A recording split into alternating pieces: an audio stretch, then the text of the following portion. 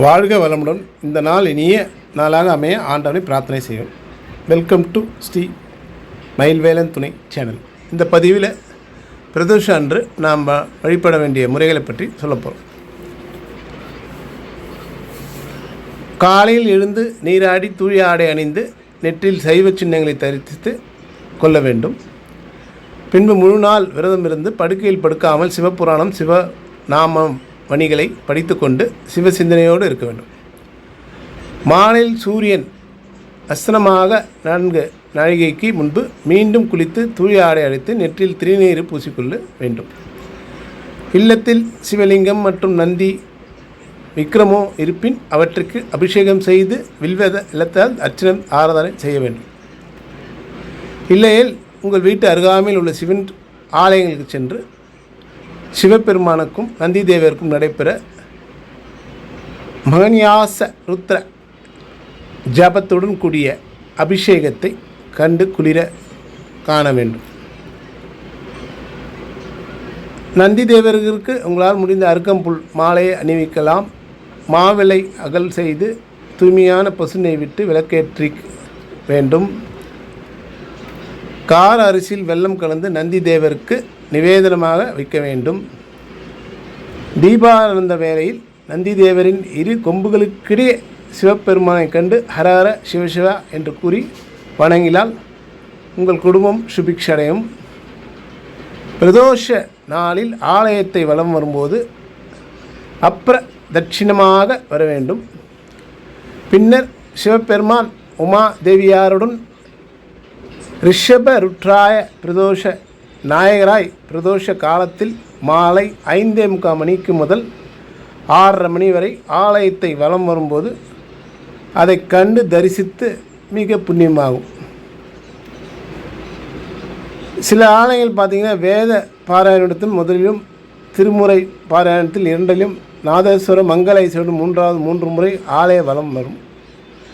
2வது வலம் வரும்போது இறைவனும் இரவியும் ஈசான தீக்கில் இருந்த செய்வார்கள். அப்போது காண்பிக்கப்படும் கற்பூர ஆரத்தை கண்டு தரிசிப்போருக்கு மிகுந்த பலன் உண்டு என்று கூறப்படுகிறது. சிவ தரிசனம் முடிந்ததும் இருவருக்காவது அன்னமிட்டு அதன் பின்பு உண்வதே சிறப்பு.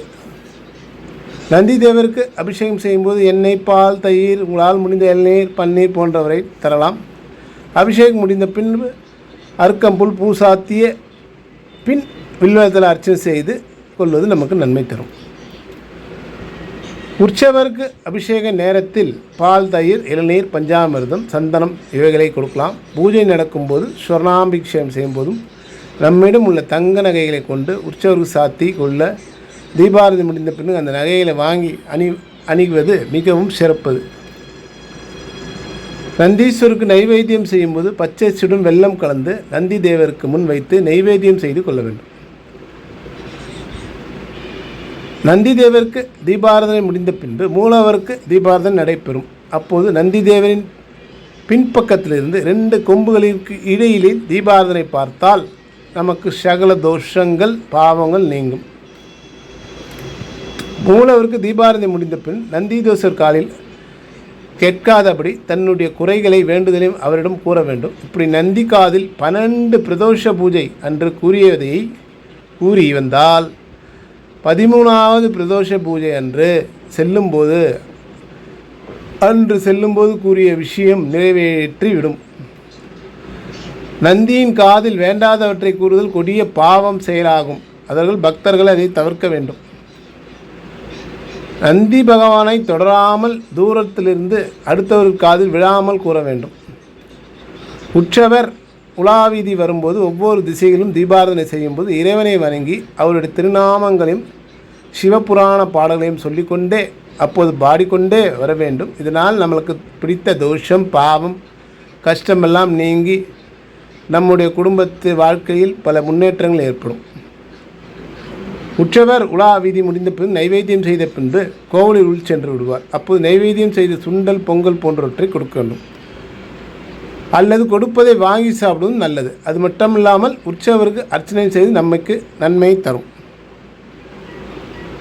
பிரதோஷ நாளன்று கூடியவரை உபவாசம் இருந்து வர வேண்டும். அன்றைய தினம் தரிசனம் முடிந்த பின்பு பால் பழம் மட்டும் அருந்தி வெறுந்தரையில் படுத்து உறங்கினால் உங்களுடைய பிரதோஷ பலன் முழுமையாக உங்களை அடையும்.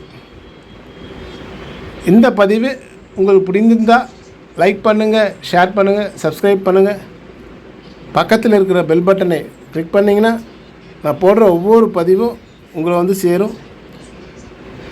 மீண்டும் ஒரு புதிய பதிவுடன் மிக விரைவில் உங்களை சந்திக்கிறேன். நன்றி, வணக்கம்.